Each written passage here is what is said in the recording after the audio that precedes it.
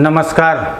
आगे बढ़ते हैं और पाठ संख्या 440 और आज भी बात होगी मकर लगन में मंगल की। अब मकर लगन तक पहुंच गए हैं, कुंभ और मीन, इन दो लग्नों तक आप लोग धीरे धीरे इस पाठ को समझिए। उसके बाद अन्य जो पाठ हैं उसको पूरा करने का प्रयास करेंगे। पहले ये भावाश्रय फल लग्नानुसार हम लोग जो पढ़ रहे हैं, ये हमेशा ध्यान रखिएगा कि भावाश्रय फल लग्नानुसार ये हम लोग पढ़ रहे हैं।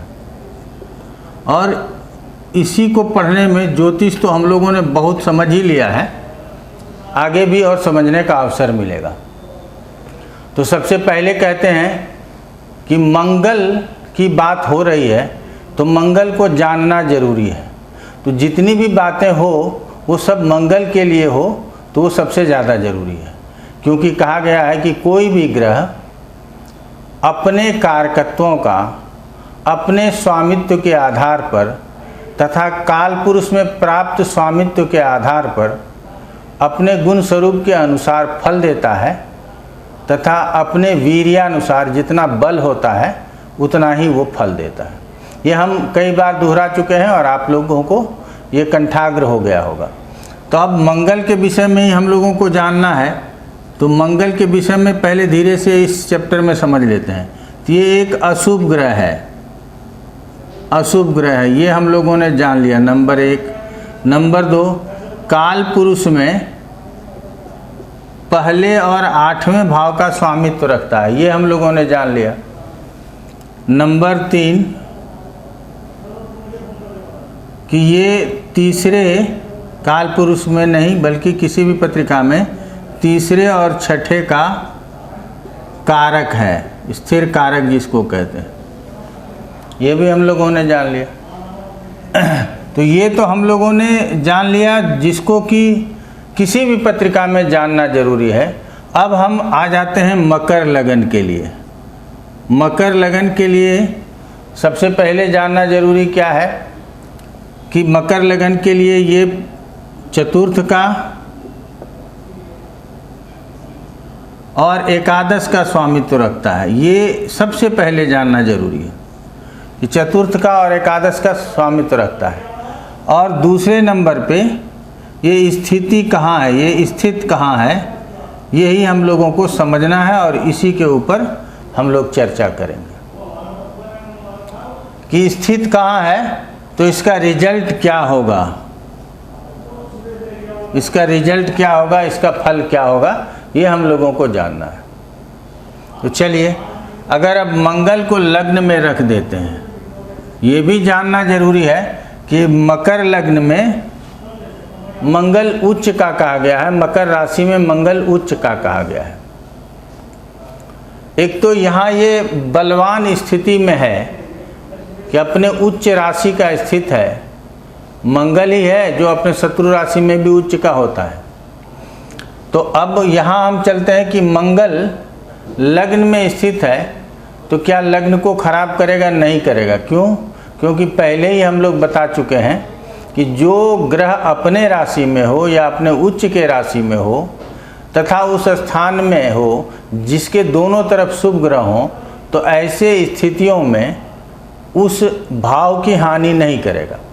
तो मंगल यहाँ इस भाव की हानि नहीं करेगा। अब चतुर्थेश लग्न में है और एकादशेश लग्न में है, ये भी जानेंगे।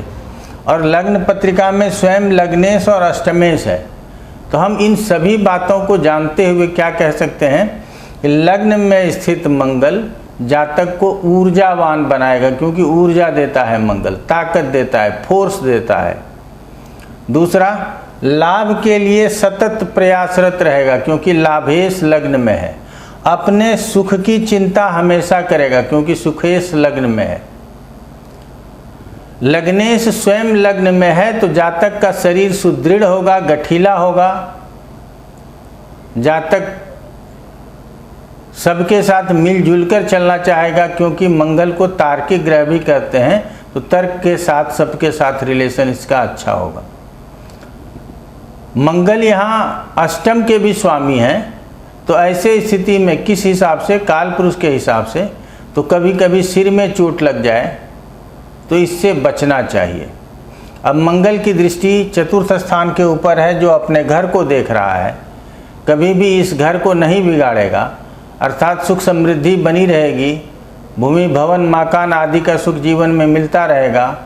अगर किसान वर्ग से हैं तो फार्म लैंड आपके पास होगा, आप अच्छा कृषि का कार्य कर सकेंगे। पशुपालक हैं तो आप अच्छे पशुओं का पालन पोषण कर सकते हैं। अब सप्तम स्थान के ऊपर मंगल की दृष्टि है तो ये अच्छा नहीं है, जबकि हम यहाँ कभी नहीं बोलते हैं कि ये नीच की दृष्टि सप्तम स्थान के ऊपर आ रही है। लेकिन सप्तम स्थान के ऊपर यदि दृष्टि मंगल का है तो इसको शुभ नहीं कहेंगे, इसीलिए यहाँ दाम्पत्य जीवन में परेशानी होगी। अगर लंबी लंबी यात्रा करते हों तो उसमें कष्ट होगा, पार्टनर के साथ व्यवसाय करने में कष्ट होगा, और दैनिक कार्य उल्टा पुल्टा होगा, मतलब सुबह के काम शाम को कर रहे हैं और शाम का काम दोपहर में कर रहे हैं, इस तरह के कार्य आपके होंगे। अब मंगल अष्टम दृष्टि से 8वें स्थान को देख रहा है तो कहते हैं आयु की हानि करेगा। लेकिन स्वयं अष्टमेश होकर के मंगल लग्न में है, इसीलिए यहाँ पर आयु की हानि की विशेष चर्चा न करते हुए ये कह सकते हैं कि चोट चपेट दुर्घटना आदि से सावधान रहने की जरूरत होगी। शोध का कार्य यदि आप कर रहे हो तो वो आपका पूर्ण नहीं होगा, क्योंकि मंगल की दृष्टि शुभ नहीं है। हम जैसे लोग जैसे ऑकल्ट साइंस को पढ़ते हैं तो ऐसे पढ़ने में आपको आनंद नहीं मिलेगा यदि मंगल मकर राशि का लग्न में हो। चलिए, ये तो लग्न में स्थित होने का फल हो गया। अब मंगल दूसरे स्थान में हो, दूसरे स्थान से सबसे पहले ये वाणी को प्रभावित करता है। तो आपकी वाणी कैसी होगी? तार्किक वाणी होगी। आप अपने वाणी से किसी को भी समझा सकते हैं, किसी को भी अपने तर्क से संतुष्ट कर सकते हैं, ऐसी वाणी आपकी होगी। अब ये सुखेश हमारे कुटुंब के भाव में है तो कुटुंब के सुखों की भी चिंता करने वाला होगा। लाभेश धन स्थान में है तो जो भी लाभ होगा उसको संचित करने का प्रयास करेगा। ऐसे जातक को प्रॉपर्टी के क्षेत्र से विशेष धन की प्राप्ति हो, ऐसा भी हम कह सकते हैं। तो एक तो काल पुरुष में लग्नेश हो करके दूसरे स्थान में है तो लग्न से भी धन का विचार करते हैं, और लग्न से यदि तन का विचार करते हैं, सिर का विचार करते हैं, तो जातक धन के प्रति हमेशा सजग रहेगा। चौथी दृष्टि से पंचम स्थान को देखेगा तो हम लोग कहेंगे कि प्रेम संबंधों में परेशानी होगी, अर्थात वो टूटता रहेगा। हायर एजुकेशन में डिले हो सकता है, किसी कारण से कोई बैक लग सकता है, या पढ़ाई लिखाई छूटने की संभावना हो सकती है। प्रेम संबंधों में भी परेशानी, हायर एजुकेशन में परेशानी, विवेक के क्षेत्र में थोड़ी बहुत परेशानी, कभी कभी अविवेकपूर्ण कार्य करें जो हमारे लिए अच्छा नहीं होता है। अब यहाँ से दृष्टि सप्तम स्थान अष्टम स्थान के ऊपर 7वीं दृष्टि है तो 8वें से आयु की बात होती है। तो चूंकि मंगल का घर है काल पुरुष के पत्रिका में, इसीलिए आयु की हानि बहुत करने का उम्मीद न करें। लेकिन वहाँ से चोट चपेट दुर्घटना जब मंगल की दशा आएगी उस समय होने की संभावना बहुत अधिक होगा, क्योंकि मंगल चोट चपेट दुर्घटनाओं का कारक है। हमने यहाँ कारकत्व लिखा नहीं, आप लोग समझ सकते हैं कि अपने कारकत्व का फल करता है, तो ये भी आप लोग समझिएगा। अब मंगल का भाग्य स्थान के ऊपर दृष्टि है तो ये दृष्टि अच्छा नहीं कहेंगे। पिता के साथ मतभेद हो, पिता के साथ मतैक्य हो, सामंजस्य न रहे पिता के साथ, धार्मिक आचरण न रखें, धर्म के प्रति बहुत अनुशासित न रहें, सज्जनों का, ब्राह्मणों का, गुरुजनों का बहुत आदर सत्कार न करें, इसकी संभावना संभव है। लेकिन हम एक ग्रह की स्थिति से हम ये नहीं कह सकते कि ऐसा ही होगा। अब मंगल यदि तीसरे स्थान में हो, यदि यहाँ भावार्थ रत्नाकर में लिखा हुआ है, धनयोग वाले चैप्टर में जाएंगे तो वहाँ पे चर्चा किया गया है कि यदि कारक ही अपने भाव में हो तो उस भाव से संबंधित फल जो है वो कम करता है। सो अल्पम फलम उदीरतम। तो यहाँ पे कम फल करने का मतलब क्या होता है कि हो सकता है कि भाई हो या ना हो, और यदि भाई हो तो उससे बहुत लाभ न मिले, पराक्रम में थोड़ी बहुत कमी रहे, लेकिन जातक तीसरे स्थान में मंगल होने से सदैव विजयी होता है, पराक्रमी होता है। अब यहाँ पे नौकर चाकर का सुख कम हो जाए इसकी संभावना है, क्योंकि उस भाव से संबंधित फलों की हानि करता है, लेकिन मंगल स्वयं तीसरे स्थान में स्थित होकर के बलवान हो जाता है, इसीलिए ये पराक्रमी होगा, साहसी होगा, युद्ध में विजयी होगा, ऐसा कहना चाहिए। अब मंगल की दृष्टि चतुर्थ स्थान के ऊपर है तो हमेशा शत्रुओं से लड़ता झगड़ता रहेगा, ज़रूरत पड़ने पर ऋण लेने की संभावना होगी, और स्वास्थ्य में जो परेशानी होगी वो मंगल के तरह ही होगा। मंगल जिस प्रकार से स्वास्थ्य में हानि देता है, आप लोग मेडिकल का चैप्टर है वहाँ जा कर के आप पढ़ लेंगे, तो उस तरह से स्वास्थ्य में हानि की बात हम यहाँ करेंगे। अब मंगल की दृष्टि नवम स्थान के ऊपर है तो भाग्य की हानि करेगा, ऐसा कहेंगे, और पिता के साथ वैचारिक मतभेद हो, ऐसा कहेंगे। धर्म के क्षेत्र में बहुत रुचि ना हो, ऐसा कह सकते हैं। अब मंगल तीसरे स्थान में है और 8वीं दृष्टि से वो दशम स्थान को देख रहा है, तो अपने सहकर्मियों को भी दबाव में रख करके काम करना पसंद करेगा।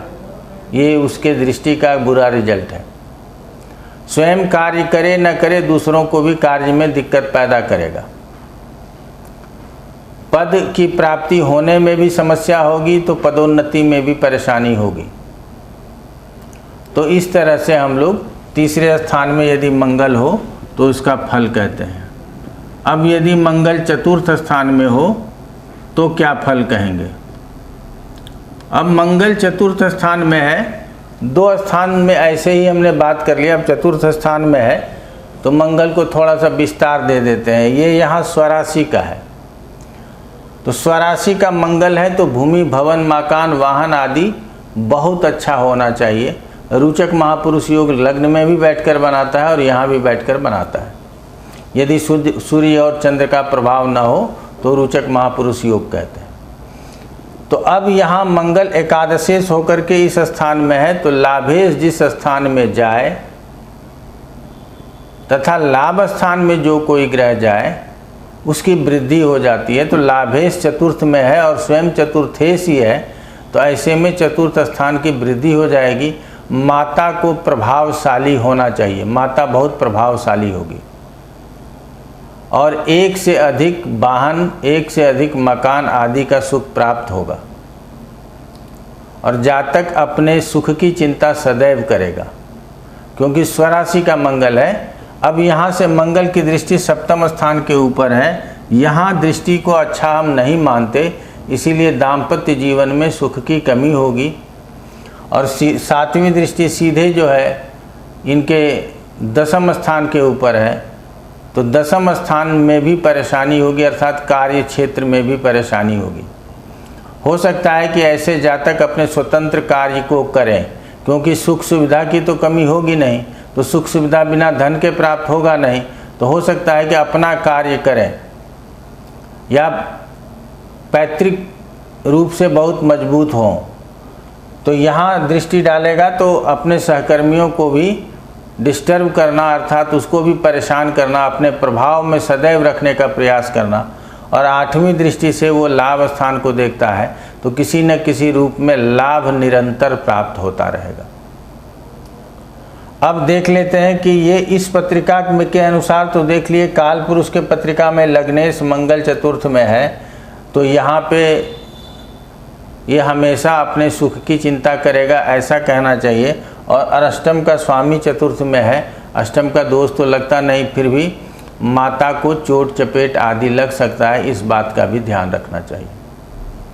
तो हम हमेशा कहते हैं, क्योंकि अब कुंभ और मीन, इसके बाद मकर के बाद 2 ही बचे हैं, हम हमेशा कहते हैं कि अगर इन सभी बातों को याद रखेंगे तो आप लोगों को इसके परिणाम को कहने में कोई परेशानी नहीं होगी।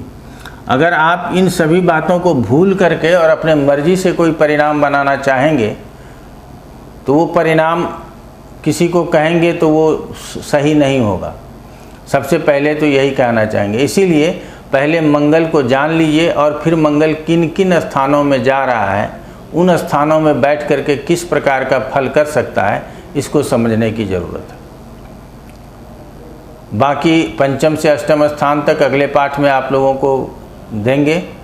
तब तक यदि आप जिज्ञासु हैं और ज्योतिष सीखना चाहते हैं तो जून के महीने में, अभी जो महीना चल रहा है, इसी महीने में हमारा बहुत पॉपुलर कोर्स है एडवांस प्रिडिक्टिव एस्ट्रोलॉजी, आप उसमें नामांकन करा सकते हैं। आपका वेलकम होगा क्लास में। आज इतना ही। आप लोगों का बहुत बहुत धन्यवाद।